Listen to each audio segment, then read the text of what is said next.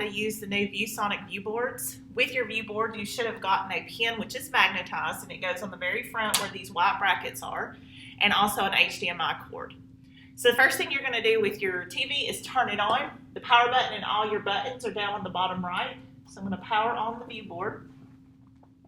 And this is the Android side of the ViewBoard, and this is your home page. So we're going to go over a couple of things. The first being the settings, and show you some of the things that you can change and set as defaults. So to find your settings, you've got your three icons up here. You've got your browser, your VCast, and your MyViewBoard.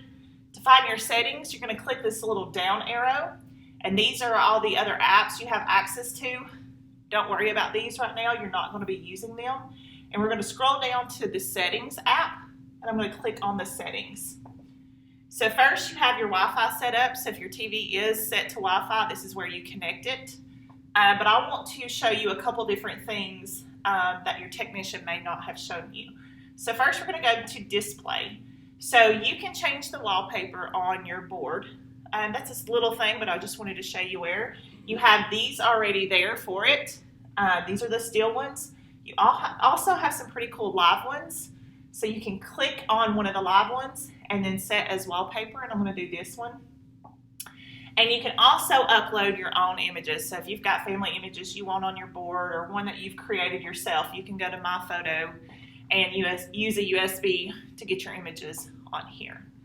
So I'm going to go out of display for now, and we'll see that live display in just a moment. I'm going to go over a couple of different more settings.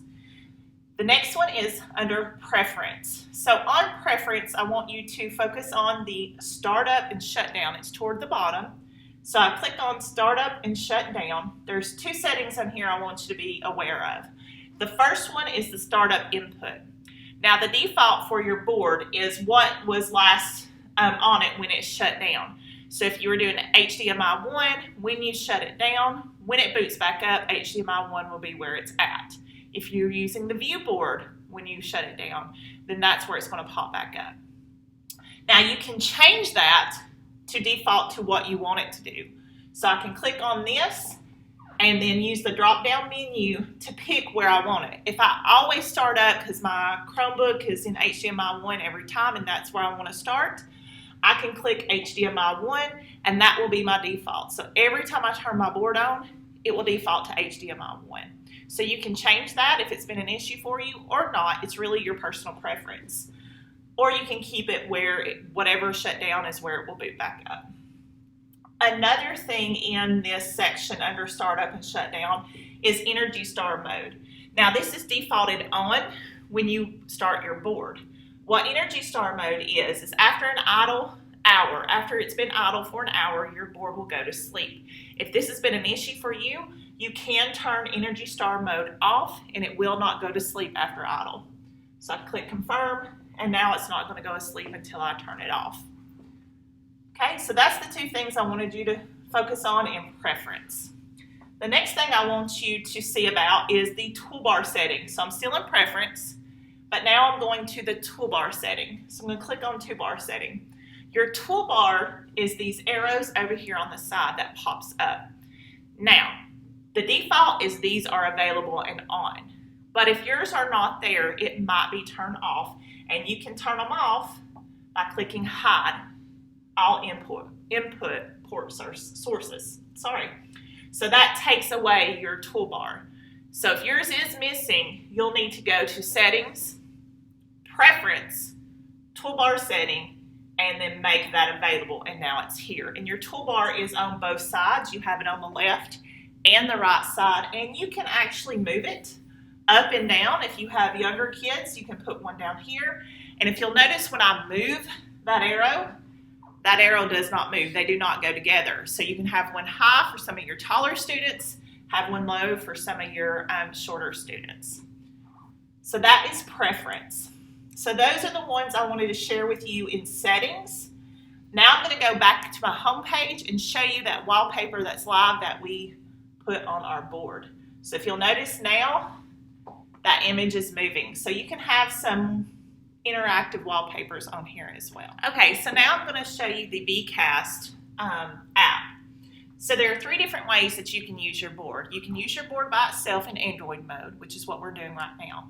You can plug your laptop or Chromebook into the ViewBoard with an HDMI cord. Or you can use VCast, where you're casting your Chromebook to the screen. Now, this doesn't just work with a Chromebook. You can do your phone, an iPad, a MacBook, or your Microsoft device. But today I'm using the Chromebooks that you have, and I have it in tablet mode so that I can walk around the room and be able to cast my screen. So the first thing I'm going to do is click on the VCast receiver, and it's going to pop up this code.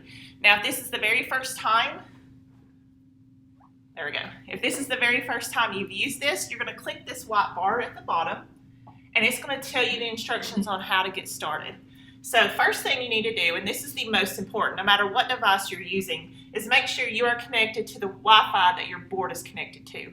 So on my Chromebook, I have to be connected to my Wi-Fi, or my phone or MacBook or whatever device I'm using. The next thing I need to do is go to the Chrome Web Store and download the VCast app. This tells you how to get there, or you can scan the QR code. Now I'm going to show you what the VCast app looks like. And again, you just download it in the Chrome Web Store. So right here I have it in the bottom right hand corner of mine. It's the VCast sender, and that's what it looks like. So I've already got it downloaded, and I'm going to click on that app to get started. When I click on that app, it will pop up this screen that gives me the ability, there we go, that gives me the ability to type in this code. So I'm going to type in the code. You do not have to focus on alphabetizing these. You can just type them in because it will fix it for you. So I've got LF7A, that's a 0 and an S, and then I click OK. Then once I've done that, it gives me 2 options. I can cast or I can receive. We're going to cast. So I'm going to click cast. I'm going to choose the screen I want to cast. Just like when you're doing Screencastify, before you start your recording, it asks you which screen you want to share. That's what we're going to do here. Please remember, if you're on your teacher device and you're casting, anything on your teacher device is going to show there. So make sure you don't have student records or anything personal up that you don't want your students to see. So I'm going to click on the screen. I'm going to click share. And now I am casting my screen. And I can walk around the room and still have the ability to work on it while it's up here. Now, one thing I want you to know is do not hit the X on the box. You need to either tap out of it, so tap to make it disappear, or minimize it so that it disappears. If you click the X, it's going to stop your casting. So now I'm casting to the board and I can walk around.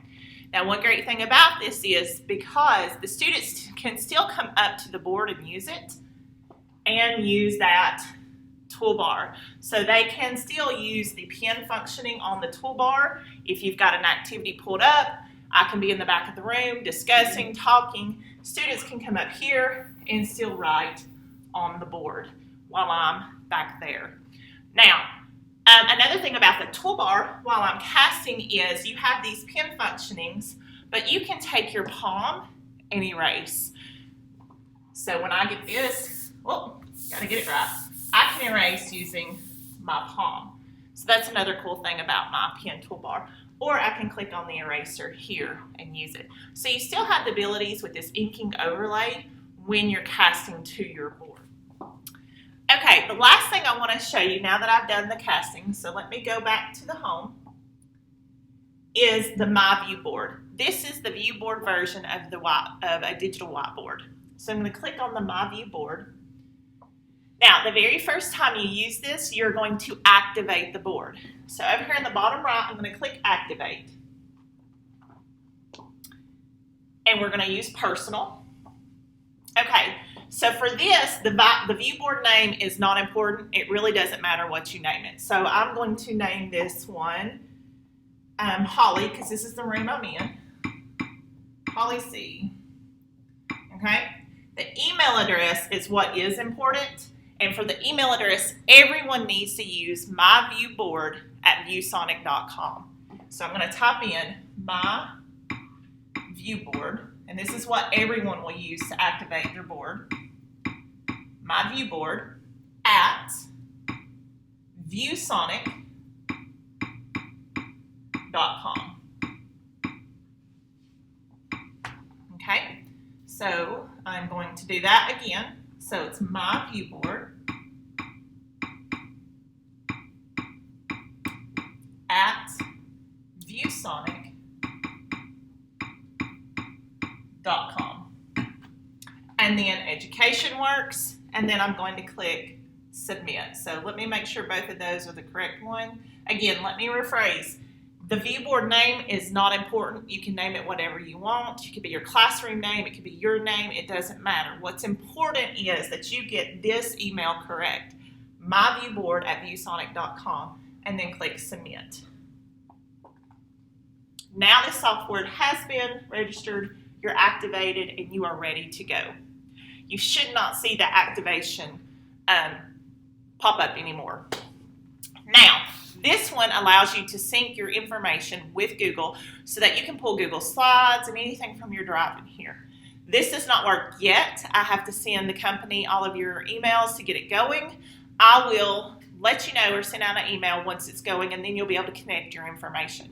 For now, you can click the X just to make it disappear. So this is just the basics of a ViewBoard, a whiteboard program that you've used before. A couple things I do just want to show you. You have some toolbars here at the bottom, the basics of your pointer, your pen, you've got shapes, eraser, that kind of thing. This is your magic box. So when I do actually connect my account, I can use the magic box to get to those accounts. Right now, we're not going to install right now.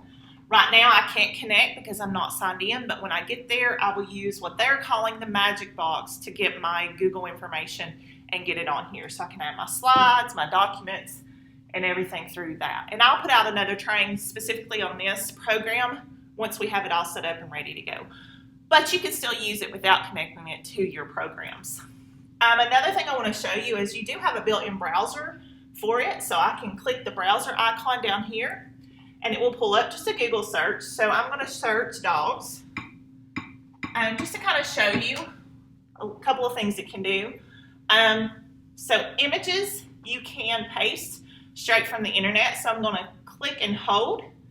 And it'll ask me, do I want to save the image to my canvas? I do, and it's going to pop it into my canvas. I can also visit, so I'm going to visit that website. And I can take the text as well. So I'm going to click and hold again. I'm going to move, drag my stuff. Okay, I'm just going to keep that. I'm going to click copy, and now I'm going to get out of it. And then down here, I have a clipboard, which is a little brown board if you can't see it with a little blue paper. When I click it, it's going to copy the text that I just had. And I can drag it and move it however I need to do that.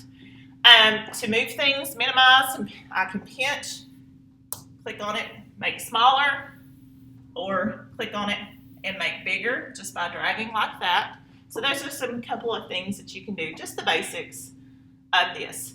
Now, if I want to go to something else, but I want to leave this up, I can simply click on my toolbar over here, go home. When I go back into the program, that is still pulled up. If I want something new, I save it, or I exit out of it. So I hit the X this time. It's going to ask me, do I want to save? Well, no, I don't. I just want to leave. Now when I go back into it, I have a fresh board. It's not going to take me back to where I was. There we go. And when I pop up, there's my pop-up again. Till we get it working out, you can just X that out. Okay? So this is the ViewBoard program that comes with your ViewSonic TV. So those were the basics of your ViewBoard. I just wanted to get you started on it because a lot of you weren't sure how to get going, how to use it. So again, these are the basics. If you're wanting to be able to do a little bit more, or if you're having any issues with your board, first contact your technician or put in a work order.